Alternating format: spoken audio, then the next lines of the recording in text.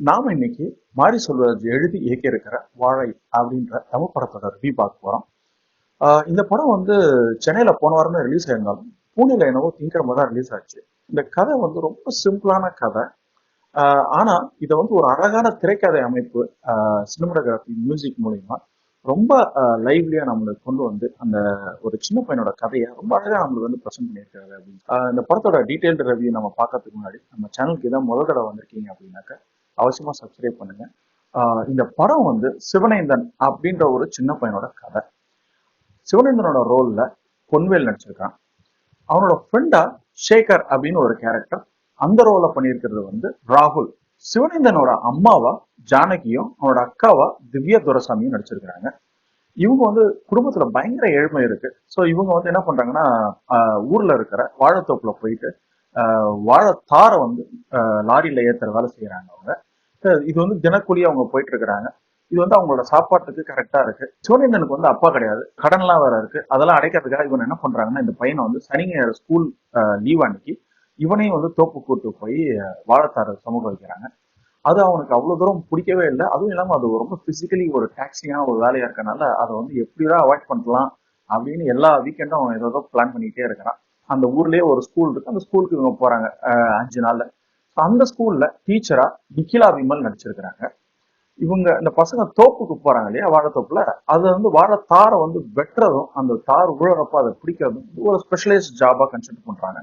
அந்த ஜாப கனி அப்படின்ற கேரக்டர்ல இளவரசன் வந்து அருமையா பண்ணியிருக்கிறாரு. இந்த படத்தோட கதை அப்படின்னு பார்த்தோன்னா, சிவனேந்தன் அப்படின்னு ஒரு சின்ன பையன். அவன் வந்து அவங்க கிராமத்துல இருக்கிற ஒரு ஸ்கூலுக்கு போறான். அவன் ஃப்ரெண்டு ஒருத்தன் சேகர் அப்படின்னு இருக்கிறான். இவங்க 2 பேரும் கிளாஸ்ல பயங்கர கலாட்டாவா பண்ணிட்டு இருக்கிறாங்க. இந்த பையன் சிவனேந்தன் வந்து நல்லா படிக்கிறதுனால அவங்க வாத்தியார்கள்லாம் அவன் மேல ரொம்ப பாசமா இருக்கிறாங்க. அவன் பண்ற சின்ன சின்ன தப்பெல்லாம் வந்து பெருசா பொருட்படுத்தாம இருக்கிறாங்க. இப்படியும் போயிட்டு இருக்கு. அந்த ஸ்கூல்லயே வந்து பூங்கொடி அப்படின்னு சொல்லிட்டு ஒரு டீச்சர் இருக்கிறாங்க. அவங்க அந்த டீச்சர் மேல இவனுக்கு ஒரு க்ரஷ். ஸோ இவனோட ஸ்கூல் லைஃப் வந்து ரொம்ப ஜாலியா போற மாதிரி நம்மளுக்கு தெரிஞ்சாலும் சனி ஆனா பையன் வந்து பதற ஆரம்பிச்சிடறான். ஏன்னு பார்த்தனாக்க, அவனை வந்து பக்கத்துல இருக்கிற வாழைத்தோப்பு கூப்பிட்டு போறாங்க. அங்க வந்து அந்த பெரிய பெரிய தாரை வந்து 2 3 தாரை அவன் தலைமையில வச்சு அவனை வந்து சமூகிக்கிறாங்க. காலையில இருந்து சாயந்தரம் வரைக்கும் அவன் 2 நாள் பண்றான். அதனால வந்து அவன் வந்து அது ரொம்ப பிசிக்கலி ரொம்ப டாக்ஸிங்கான ஒரு வேலையா இருக்கனால அது அவனுக்கு வந்து பிடிக்க மாட்டேங்குது.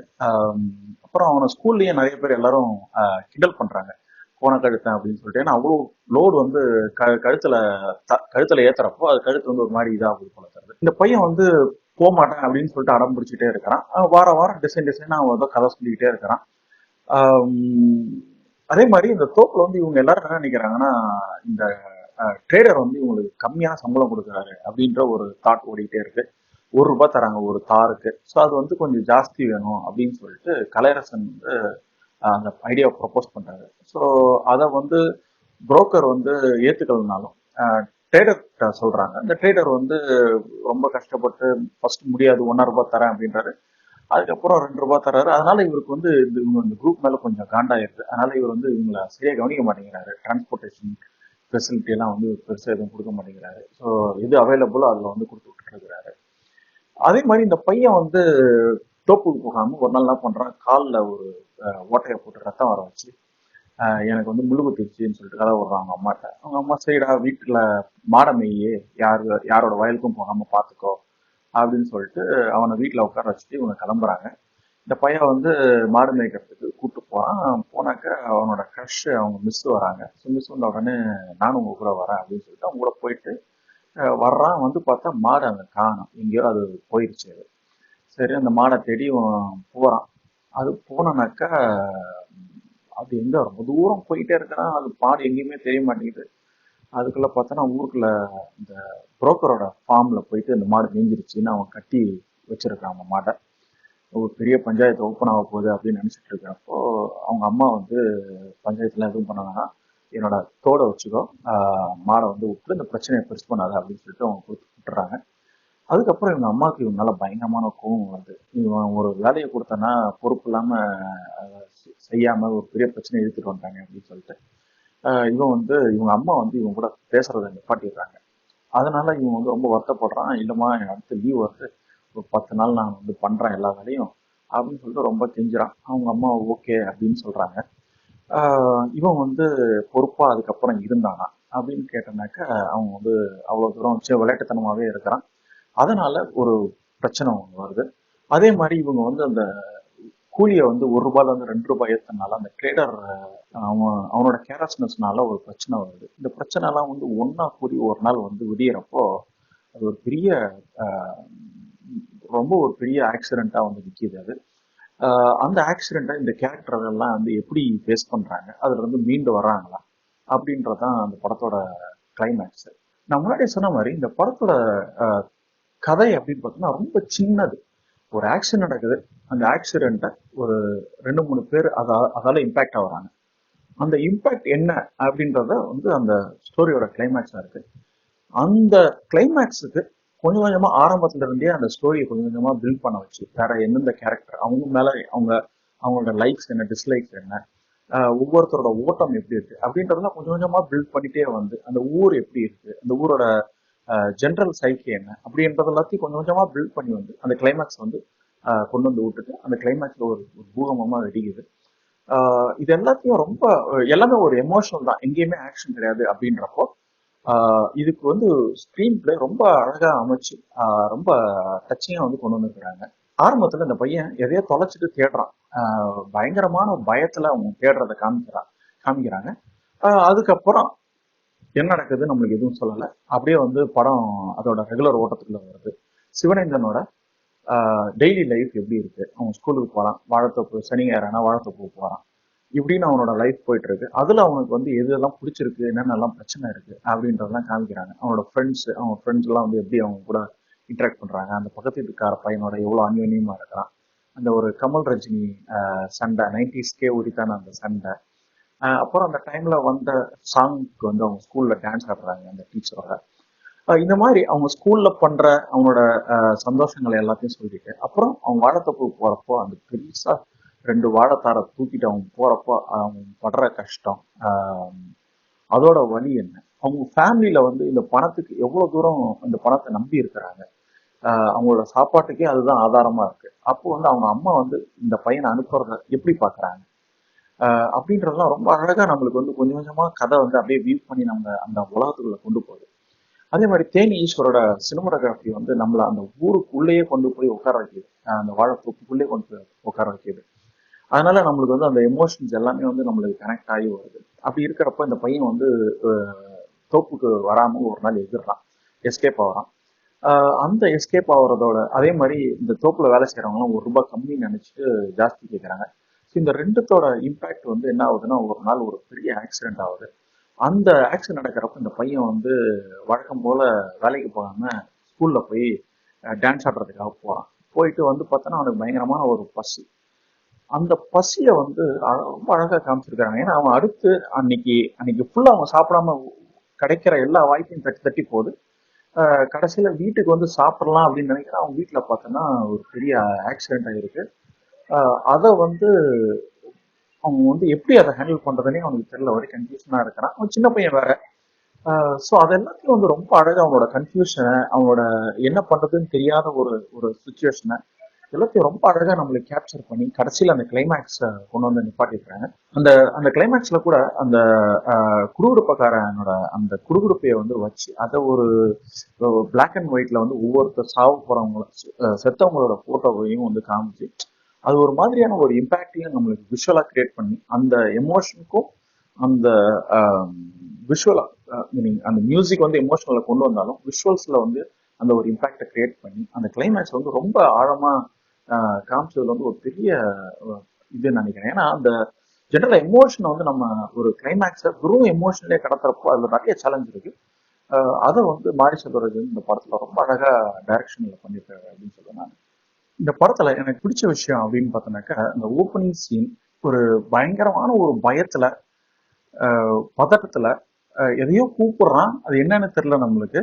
அது வந்து ரொம்ப சூப்பரா இருந்துச்சு. ஏன்னா அந்த பையனோட உலகம் என்னன்னு நம்மளுக்கு தெரியல, அவன் என்ன தேடுறான்றதும் தெரியல. ஆனா அவனோட கண்ணுல வந்து ஒரு ஃபியர் இருக்கும். அந்த ஃபியர் வந்து ரொம்ப அழகா நம்மளுக்கு வந்து கடத்தி அந்த ஓப்பனிங் சீன் ஆரம்பிச்சது வந்து ரொம்ப பிடிச்சிருந்தது எனக்கு. இந்த பையனுக்கு வந்து தோப்புல போய் தாறு சுமக்கிறது பிடிக்க மாட்டேங்குது. அதனால என்ன பண்றான், ஒரு நாள் முள்ளு குத்துனதா கதை விடுறான். அவன் ஃப்ரெண்டும் அதே கதையை சொல்றான். ஸோ ஆனா அவன் ஃப்ரெண்டு மாட்டிக்கிறான். அந்த சீன் வந்து ரொம்ப அழகா ரொம்ப காமெடியா வந்து அதை இது பண்ணியிருக்கிறாங்க. அவன் ஃப்ரெண்டு கடைசியில ஒரு பயங்கர காண்டாயிடுவான். அவன் வேலைக்கு போடுவான், இவன் மட்டும் வீட்டுல உட்காந்துட்டு இருக்க மாதிரி. அதை வந்து ரொம்ப அவனோட லைஃப்ல நடக்கிற ஒரு காமெடி சீனா அதை காமிக்கிறாங்க. சிவனேந்திரனோட அம்மா வந்து உடம்பு சரியில்லாம இருக்கிறாங்க. ஒரு 2 3 நாள் வேலைக்கு போகாம இருக்கிறாங்க. அவங்க வேலைக்கு போனாதான் டெய்லி சாப்பாடுன்னு ஒரு சுச்சுவேஷன் இருக்கு. இருந்தாலும் அவங்க போக முடியாதனால காசு இல்லாம மாடை போய் விற்கிறாங்க. இருந்தாலும் இந்த பையன் வந்து சனிக்கிழமை ஸ்கூலுக்கு போறேன்னு சொல்லிட்டு எஸ்கேப் ஆயிடுறான். இதுல வந்து இந்த பையனோட ஆஹ் அவங்க அம்மா மேல பாசம் இருந்தாலும் அந்த சின்ன வயசுக்கே உரித்தான ஒரு விளையாட்டுத்தனம், அப்புறம் வந்து எப்படி எங்க எஸ்கேப் ஆகுது அப்படின்ற ஒரு யோசிக்கிற தன்மை அப்படின்னு இந்த கேரக்டரை வந்து ஒரு பிளாக் அண்ட் ஒயிட்டா காமிக்காம கிரே ஷேட்குள்ள போய் அந்த கிரே ஷேடை வந்து நம்மளுக்கு வந்து ஆஸ் அன் ஆடியன்ஸ் நம்மளுக்கு வந்து அவன் பண்றது தப்பு அப்படின்னு தெரிஞ்சாலும் அவனுக்கு அவனோட பார்வையில அது வந்து கரெக்ட். ஏன்னா அவனுக்கு வந்து ஸ்கூல்ல போகணும், அந்த மிஸ்ஸை பார்க்கணும், மிஸ்ஸோட டான்ஸ் ஆகணும், அவ்வளவுதான் அப்படின்ற மாதிரி வச்சு ரொம்ப அந்த கேரக்டரோட கிரேனஸ் வந்து ரொம்ப அழகா நம்மளுக்கு வந்து கடத்திருக்காங்க. அதுக்கப்புறம் இந்த படத்துல வந்து ஸ்டேனிஷோட சினிமோகிராஃபி வந்து ரொம்ப சூப்பரா இருந்துச்சு. இந்த திருநெல்வேலி ஏரியாவை அதாவது ஒரு தாமிரபரணி ஆறு ஓடுறதுனால ரொம்ப பசுமையான இடம் அது. அந்த பியூட்டியை ரொம்ப அழகா பசுமையை வந்து தேனீஸ்வரோட கேமரா வந்து ரொம்ப அழகா கேப்சர் பண்ணியிருக்கு. அந்த தோப்பு வந்து ஒரு சில டைம்ல வந்து அந்த பையன் விளையாடுறப்போ அதை அந்த தோப்பை காமிக்கிறதும், அதே மாதிரி அவங்க வேலைக்கு போறப்போ அந்த தாரை சுமந்துட்டு வர்றப்போ அது ஒரு கஷ்டமான ஒரு ஒரு வேலையை பார்க்கறப்போ அந்த அதே தோப்பு அவனுக்கு வந்து ஒரு நரகமா தெரியறதையும் இந்த ரெண்டு எமோஷனையும் சினிமாட்டோகிராஃபி ரொம்ப அழகா நம்மளை கடத்துது. நிறைய இடத்துல ஏரியல் ஷார்ட்ஸ் வந்து யூஸ் பண்ணியிருக்கிறாங்க. ஏரியல் ஆங்கிள்லையும் அந்த பையன் வந்து அவங்க வீட்டுல இருந்து அவங்க ஃப்ரெண்ட் வீட்டுக்கு போறது, அதே மாதிரி தோப்புல போய் ஓடுறது, கடைசியில அவங்க தோப்புல வந்து வாழைப்பழம் சாப்பிடுறதுக்கு திருடுறதுக்காக போற தோட்டக்காரன் இவனை பிடிச்சி அடிக்கிறப்போ அதுல இருந்து ஓடி வர்றப்போ நம்மளுக்கு வந்து அதே மாதிரி ஏரியல் ஷாட்ல ஓடுறத காமிப்பாங்க. அப்போ நம்மளுக்கு ஒரு பளபளப்பா இருக்கும், வந்து இந்த தோப்பு விட்டு எஸ்கேப் ஆயிடுவாங்க அப்படின்னு சொல்லிட்டு.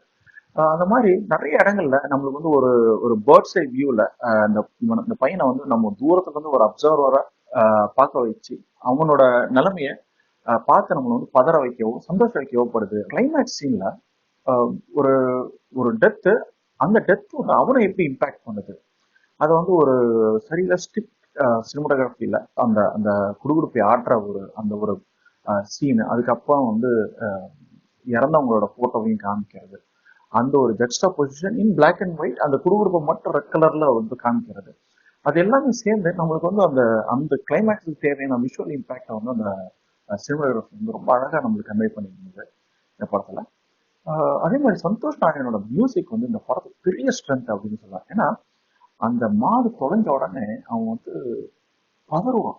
அப்ப அந்த பதட்டத்தை அந்த மியூசிக் வந்து நம்மளை வந்து அப்படியே நம்மளை அள்ளி கொண்டு போய் அவனோட பதட்டத்தை வந்து நம்மளை ஃபீல் பண்ண வைக்குது. ரொம்ப அருமையான மியூசிக் அந்த பேக்ரவுண்ட் ஸ்கோர் இந்த இடத்துல இருந்துச்சு.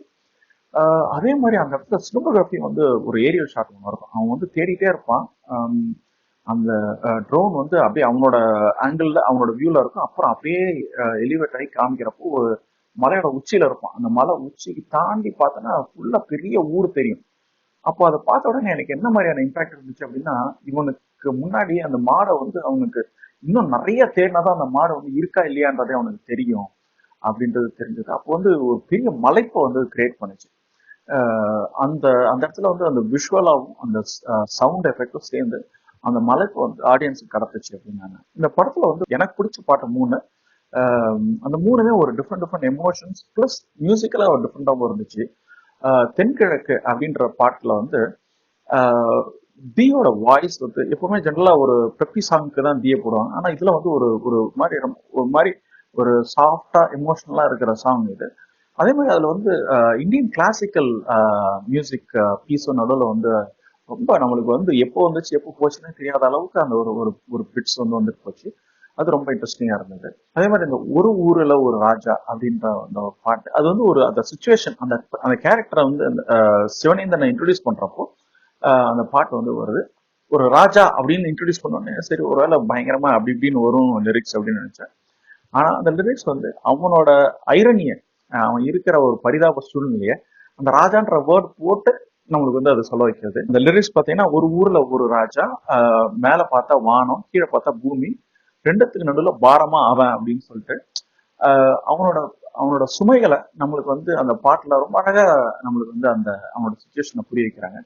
அது ஒரு ஒரு ஒரு நக்கல் நையாண்டி கலந்த அந்த ஒரு லிரிக்ஸா இருந்துச்சு அது எனக்கு. அப்புறம் மூணாவது வந்து பாதவதி அப்படின்னு ஒரு சாங். இது வந்து ஒரு கிராமங்கள்ல ஒப்பாரி அப்படின்ற ஒரு ஒரு ஒரு டைப் ஆஃப் பாட்டு. இது எப்போ யாராவது இறந்து போயிட்டாங்கன்னா அது வந்து ஒப்பாரி பாடுவாங்க. சின்ன வயசுல நான் எங்க பாட்டி கூட போறப்போ இறந்த வீட்டுல வந்து இந்த ஒப்பாரி பாடுறதுக்குன்னே வந்து ஒருத்தவங்க இருப்பாங்க. அவங்க அந்த கம்யூனிட்டிலேயே அவங்க இருப்பாங்க, எல்லாரு கூடயும் அவங்க பேசிட்டு இருப்பாங்க. ஸோ அவங்க வந்து அங்க வந்து ஒப்பாரி வைப்பாங்க. அத அந்த இறந்தவரை பத்தி 2, 3 இன்ஃபர்மேஷன்லாம் கேட்டு அவங்க வந்து அந்த ஸ்பாட்லேயே வந்து ஒரு சாங் மாதிரி கம்போஸ் பண்ணி அதை வந்து பாடுவாங்க. கேட்கறதுக்கு வந்து ரொம்ப ஆச்சரியமா இருக்கும். அதே மாதிரி அங்க வர்றவங்களை வந்து எல்லாரையும் கொஞ்சம் டக்குன்னு, ஏன்னா டிஃப்ரெண்ட் மூட்ல இருந்து வருவாங்க அந்த கேத வீட்டுக்கு. அப்போ வந்து அது எல்லாத்தையும் கேட்டு அவங்க வந்து அந்த ஒரு மூட்குள்ள வந்து கொண்டு வந்துருவாங்க அந்த பாட்டு மூலியமா. அதை நான் நிறைய இடத்துல பார்த்துருக்கேன். பொண்ணு வந்து இறந்துடுறா. பொண்ணு இறந்த உடனே இவங்க அம்மா பாயிண்ட் ஆஃப் வியூல வந்து இந்த பாட்டு பாடப்படுது. அதுல வந்து ஃபர்ஸ்ட் அந்த பொண்ணை நினைச்சு உருகுறாங்க. தங்கமே செல்லமே அப்படின்னு சொல்லிட்டு பயங்கர பியூட்டிஃபுல்லான லிரிக்ஸ். அதுக்கப்புறம் வந்து ஒரு கில்ட்டினஸ் வருது. நானே உன்னை பெத்த தாய், அப்புறம் நானே உன்னை கொன்ன பிசாசு அப்படின்னு சொல்லிட்டு இந்த மாதிரி ஒரு 4, 5 லைன் ரொம்ப அழகா வந்து வருது. அந்த அந்த கில்ட்டை வந்து நம்மளுக்கு சொல்றாங்க. அந்த கில்ட் சொன்னதுக்கு அப்புறம் ஒரு ஏக்கம் வரும்.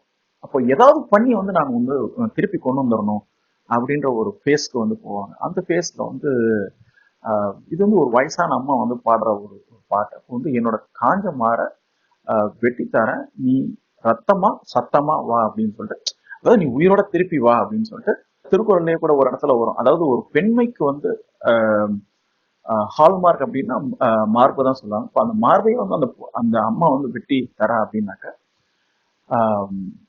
த kind of thing she is willing to do. எதையாவது கொடுத்து அந்த அந்த அந்த குழந்தைய கொண்டு வந்துடக்கூடாதா அப்படின்ற அவரோட ஏக்கம், ஒரு போராட்டம். அதை வந்து ரொம்ப அழகா லிரிக்கலா பயங்கர சந்தத்தோட வந்து அதை அந்த பாட்டு வந்து வந்திருந்தது. இந்த படத்துல வந்து இந்த பாட்டு என் கிரெடிட்ல வரும். அது எனக்கு அந்த பாட்டை பார்த்தப்போ அந்த பாட்டை வந்து பாடினது ஒரு மேல் வாய்ஸ். அவர் ரொம்ப அழகா பாடியிருந்தாரு. அதாவது அந்த பாட்டுக்கு உயிர் கொடுத்தது அந்த சிங்கர் அப்படின்னு சொல்றேன். அந்த லிரிக்ஸ் வந்து இருந்தாலும் அந்த லிரிக்ஸ்க்கு உயிர் கொடுத்தது அந்த சிங்கர் தான். அவரு அப்புறம் அந்த உரிமை மேளம், அப்புறம் மேளம், நாதஸ்வரம் இதெல்லாம் சேர்ந்து நம்மளை வந்து அந்த ஒரு சோகமான மூட்குள்ள அவ்வளவு ஃபாஸ்ட் டிரான்ஸ்போர்ட் பண்ணுது.